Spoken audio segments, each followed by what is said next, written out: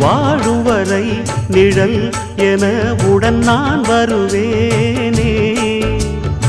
ஏழ் பிறப்பும் உயிர் துணை உனை நான் பிரியேனே.